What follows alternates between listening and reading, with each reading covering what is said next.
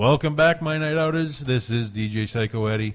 That was It Lives, It Breathes, One More Night. They were at the Warped Tour on Tuesday. Yes. In fact, the rest of the songs for tonight are going to be off of local bands from Warped Tour. Nice. Can you tell us a little bit about your experience at Warped Tour? I've never played at Warped Tour. I said that was hypothetical. Hypothetical. Yeah. See, you can't do that. I said if you played at Warped Tour at 11:30 a.m. and NoFX is playing at 8, can you say that? And you've never even been to Warped Tour? No, I've been to Warped Tour. Honestly, this past Warped Tour, I guess. I'm grabbing at straws now. No, it's fine. I have a story about this Warped Tour this year. So it's the first year that they're doing stand-up comedy on the Warped Tour this year. Yes. And there's a stand-up comedy stage. And I reached out to... I don't know who, Grant Cotter, I think his name was. He was one of the main MCs. And I was like, I don't know what your plan is for having local people on, if you want the podcast to help or host or anything, whatever. We're trying to reach out a little bit more into comedy.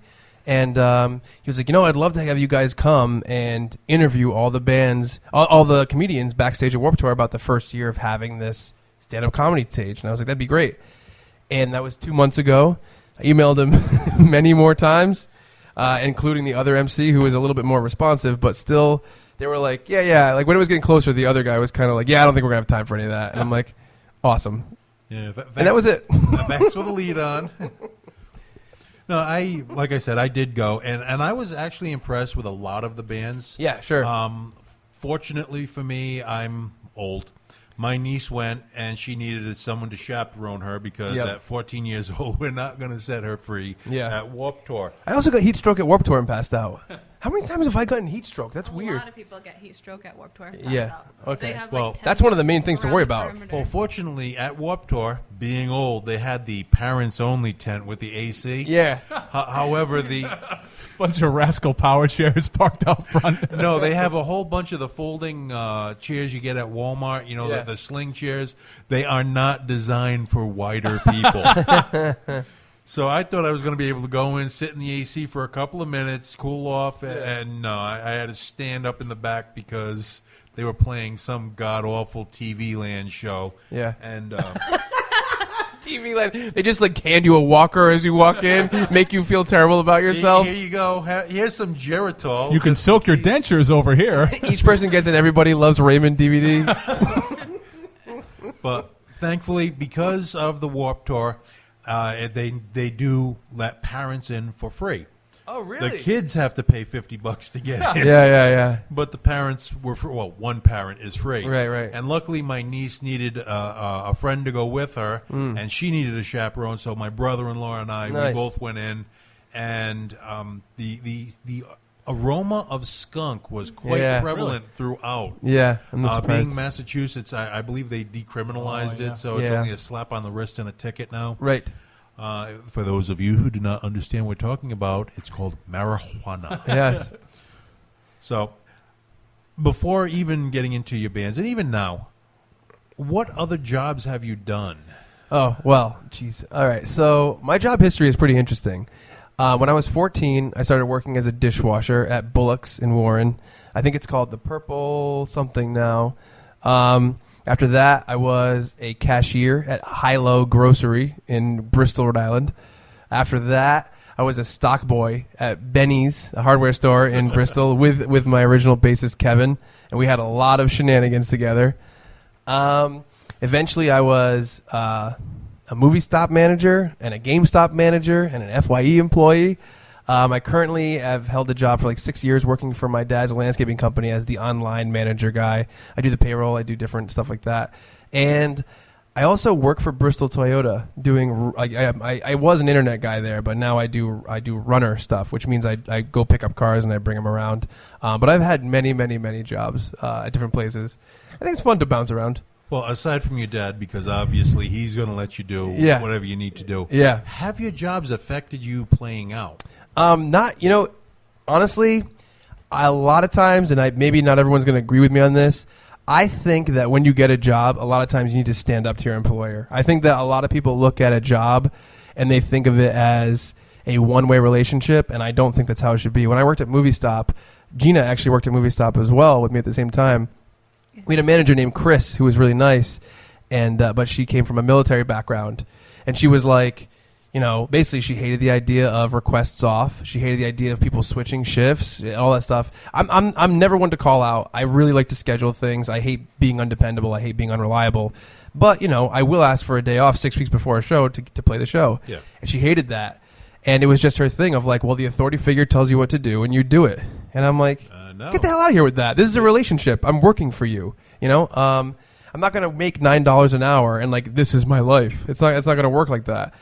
So I think a lot of people fall into the idea of being kind of subservient when they get a job and it affects that stuff. But I've never allowed that to happen. I will say it as soon as I get hired. I'm like, by the way, I'm in a band. We play shows a lot. I'll always know like a month ahead of time, but I need that night off. It's not going to be, maybe I'll get that night off. It's going to be, I'm getting that night off.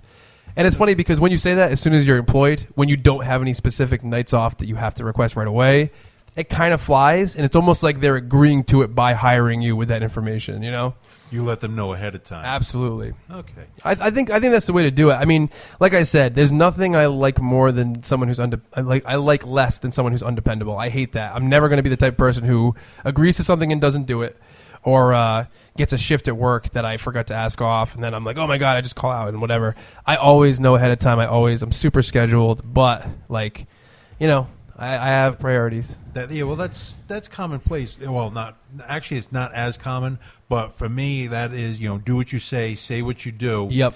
And if you're not that hyper organized and you're kind of flighty, you're not going to have that job for long. That's what I say. And if you're, where I work and where Tony works, it's a little more forgiving. Define work. Work is a relative term. Right. We show up, they pay us. Yeah. We live in a good time for jobs, especially for like internet and social media stuff. I think that's it's a great time for people who are lazy. Well, come where we work. Trust me. When you could take a half-hour nap in the men's room, Yeah, right. and they don't go looking for you. Only to bring you a pillow. No. Maybe some nose plugs. But no, that's one thing that it actually runs more rampant than I'd like to see in the music business and in hospitality in general. You have the one group that is hyper vigilant, and exactly. Look, in 6 months, I'm going to be taking a 2-day vacation. Right. And then you have the other ones like, oh yeah, I think I'm going to be gone sometime between Wednesday and September. Right. Get the hell out of here with that. I'm with you. And right now, I mean, speaking of hospitality, a good waiter, a good cook, a good chef is literally worth his weight in gold. I mean, I know chefs and good waiters that are making $80,000 a year. Oh yeah. And on the books they're claiming 40 and they're pocketing the other 40 in cash. Well, that's the other thing is that, for me, I'm working kind of menial jobs that, not always menial, but jobs that don't require all of my time and that don't pay super, super well. So that becomes a thing where, if I'm hired to work here 15 hours a week, you have to realize where that falls in my priorities, because how much of my life are you paying for? Like, obviously. But like then I have my roommate, Nikki, who's awesome, and she's a chef at Roberto's in Bristol. Super nice place, awesome thing. And that is her passion. That is her priority. And she's, more than a full-time worker. And so I bet that's she's different. doing 60, 70, 80 exactly. hours, That's exactly as a right. chef. Right, exactly. So it's not like I don't, see that side of it. But, if you're hiring me to work at a computer 15 hours a week, let's be real about what I'm doing here, It's a different thing. Well, then again, you also have the fact that what you don't get to on Friday can be done Monday, Sunday, whatever. It's funny at Toyota, and I'm not going to go far into this, but one of the best things about it when I was working the internet, usually you get hired at jobs to like do a certain amount of work, but in the car business, which I know nothing about, it's really about being the first person to respond to people who need vehicles. So I could work like a 4-hour shift and I can get one phone call in that time to schedule them to come in the next day at 9 a.m. And that's all the work I do. But someone has to be there to immediately get to that person. So if they email us, exactly. So it's not about getting an amount of work done. It's about timeliness. So I honestly, if I'm not there, I'm not working. You know what I mean? The work doesn't get done later because it has to be in the moment. So that was even better, But yeah, I completely agree with you. All right. Now, you keep bringing up your podcast. Yes.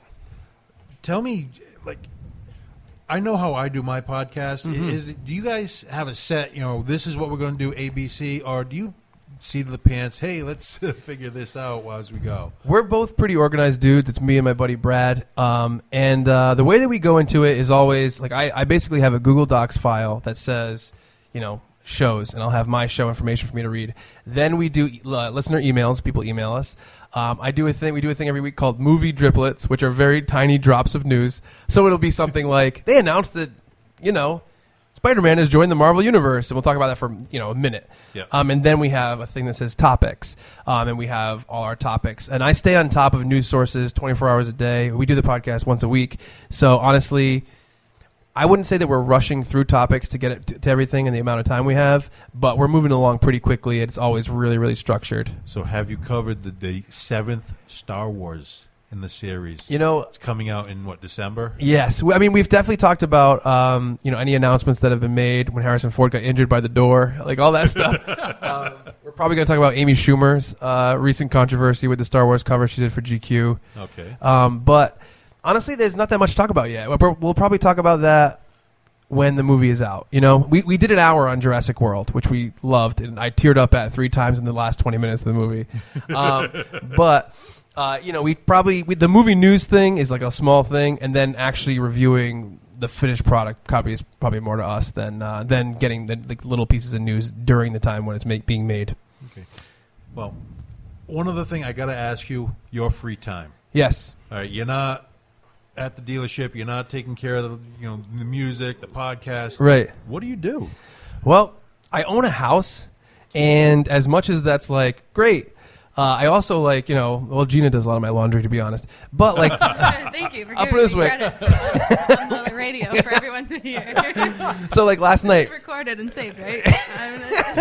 So last night, episode 24. You can go back anytime you'd like. You can listen to it next time you're scrubbing his knickers.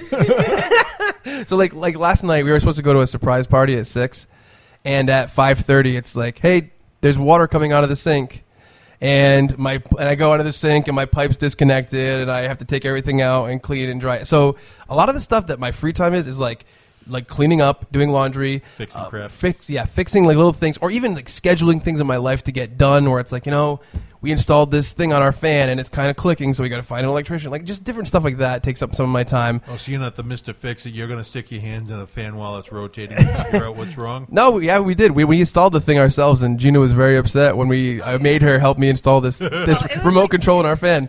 Anyway, we're not going to get into that. But there's a lot of that, and I really heavily believe in friendship, which is a weird thing to say because I think that a lot of people kind of grow up and get away from it and let their friends get away from them. And I really think people lead kind of hollow, pathetic, and empty lives when they do that. When you have no friends. Don't sugarcoat it. Tell us how you really feel. Well, when you get away from having like a peer group that you connect with, I really do think it affects you really poorly. See, now I don't feel so bad about hanging out with the same losers for the past 15 years.